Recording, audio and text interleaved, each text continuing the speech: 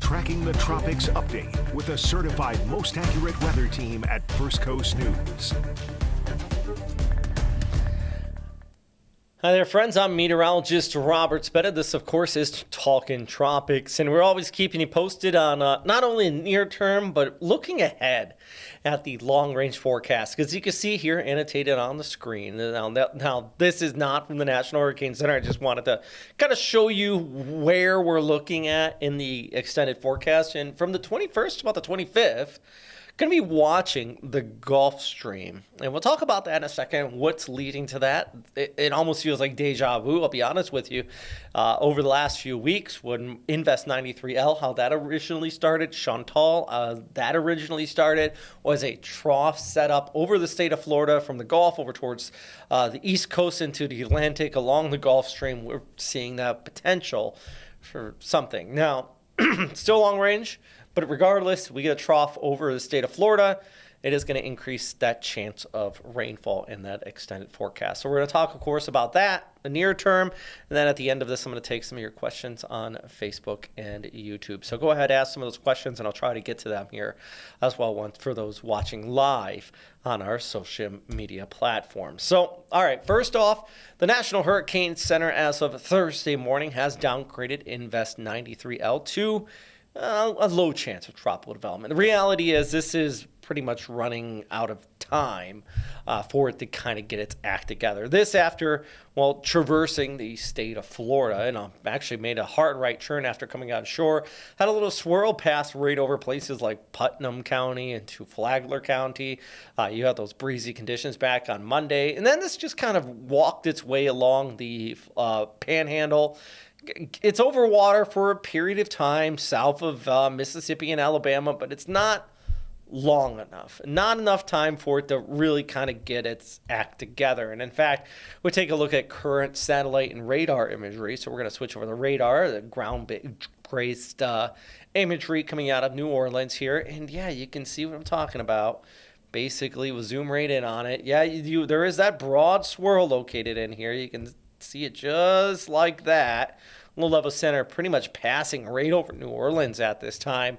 But I think the biggest topic is what we have been seeing all along. Scattered showers really all along the Gulf Coast here. And once we get to that peak of daytime heating, this is going to help flare up more showers on the right side of this with that inflow coming in out of the south over these warm waters. It's going to be allowing for that energy to build up, and we're going to be looking at scattered showers really all along our coastal areas here. And this is a look at the future cast, kind of giving you an idea of what I'm talking about. That low working its way along towards the west over land, so it's not really going to have the ability to develop, but it is still going to be pulling in moisture from the south, thus increasing our coastal showers, which over the course of the next several days, we could be seeing some spots getting a couple inches. In fact, it's Saturday and the Sunday, that southerly flow still impacting places like Mississippi, Alabama, over towards Louisiana as well. And then you got those broad kind of breezy conditions along our coastal areas through this morning. But in general, those are backing off as we go ahead through Friday and into Saturday on top of that. So not to say 93L is a nothing burger here. It's not. It is still something to monitor. It still is going to bring in some heavy rainfall. And eventually, this energy is going to work its way out towards Texas. And it'll be interesting how that influences ongoing relief efforts in parts of Texas, too. Not that they're going to get a tropical system, but just any additional rainfall or influx of moisture to that region could be problematic. All right, so that's more of the near term, of course, tracking with our storm system here. I do want to mention the long term, because as I just mentioned earlier, we have basically a trough that's going to be setting up, excuse me, as we go ahead through Tuesday, Wednesday, and Thursday of next week. So about the 21st out to about the 25th. Possible similar situation as we've seen here this past week with 93L and also with Chantal, where we had this trough that did set up. Sea surface temperatures are warm in the area. It could provide enough energy to get a little quick spin up here. This is the GFS. Now, the GFS kind of has that closed low. You can see it right off the first coast. GFS showing a closed low. Now, I'm going to keep the annotations here with that low pressure in the trough and all of that. We're switching over to the ECMWF here, another one of our global models. And you can see a broad low and maybe even a tighter low trying to spin up there by Tuesday into Wednesday. So we got both the global models latching on to at least a broad area of low pressure, maybe a closed off low, which would be a scenario where we could be looking at another invest, tropical depression, something along that line. Regardless, still going to be looking at an increase in rainfall across the state of Florida, including north and central Florida here on the first coast as we go ahead through next week, especially early to mid next week here. And one thing I do want to, and I show this graphic from time to time, I like this graphic because it's a good reminder and a good explainer that when we're talking 7 days out, when we don't have a closed off low yet, there is still a variability. Last week I did something very similar with our Invest 93, and a few people said, well, could have, would have, go figure, ha ha ha, they're making the jokes about it. But I did originally lead with that potential of a trough, something could form up along it, and we kind of leave it open a little bit, not to be wishy-washy with the forecast, but just giving you the different possibilities. But given what I'm seeing right now, there is definitely an increase in chance of something off of our East Coast. And overall, it does relatively dry out heading into the weekend, by the way, across Florida. We get some drier influx kind of pulling in, but then here comes our trough. See how that dips down from the north? Just influences with that deep layer of moisture, thus increasing rainfall, instability, thunderstorms over those very warm sea surface temperatures within a broad area of low pressure. Something could spin up within that as well. Speaking of these sea surface temperatures, I do want to mention they are into the mid to high 80s. My goodness. So if we get any storms that form up out there, warmer sea surface temperatures equal stronger fuel or more fuel for storms to develop, especially when it comes to the case of potential rapid intensification. Also, warmer air, which we're seeing out here too, brings the chance of heavier rainfall. So it's localized precip, rapid intensifying storm systems in the tropics that we're often kind of worried about. Despite that, the Colorado State University, CSU, has kind of brought back their forecast a little bit for the 2025 overall seasonal outlook, but they still say rapid storms could intensify and it only takes one.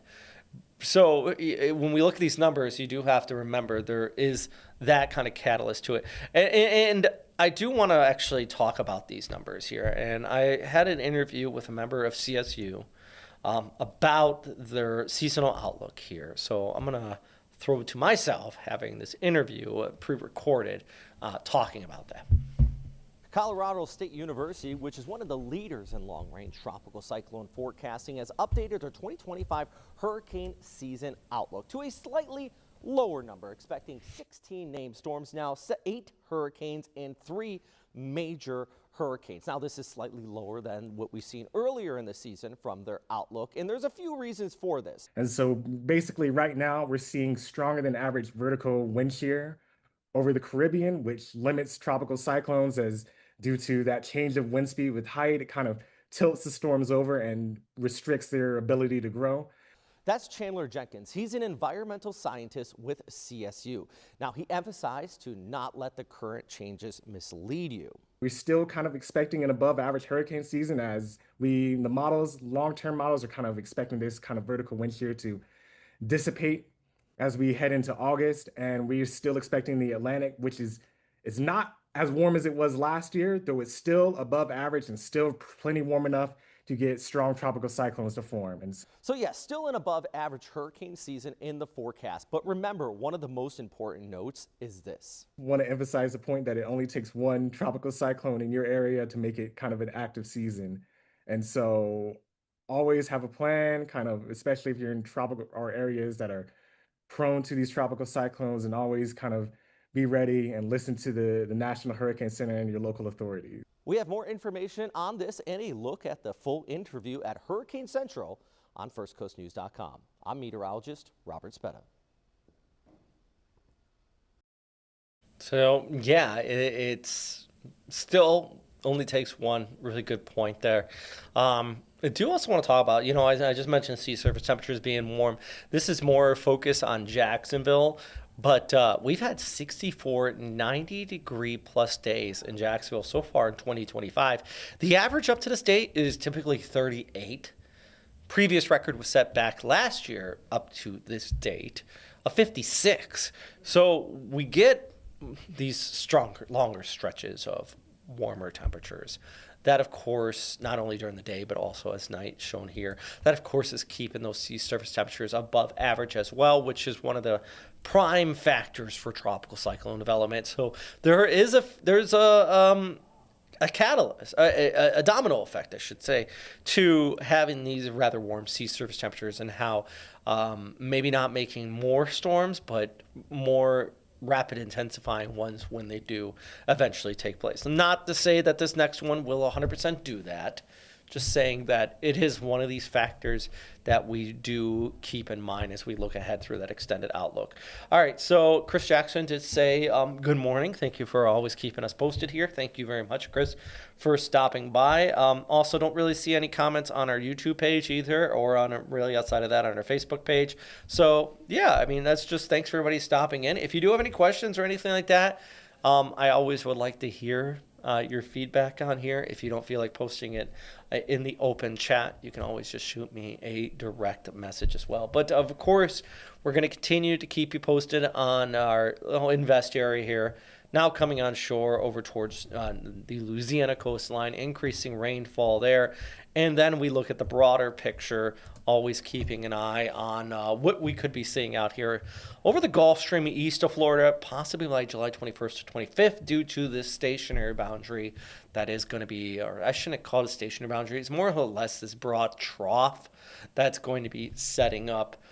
Increasing rainfall next week across the northern portions of Florida, southern Georgia, but also we could see something spin up over the Gulf Stream east of Florida as well. So always doing my best to try to keep you posted, not only in the near term, but that long range forecast. So continue to check back in at firstcoastnews.com and at Hurricane Central. I'm meteorologist Robert Spetta. As always, thanks for stopping by, friends.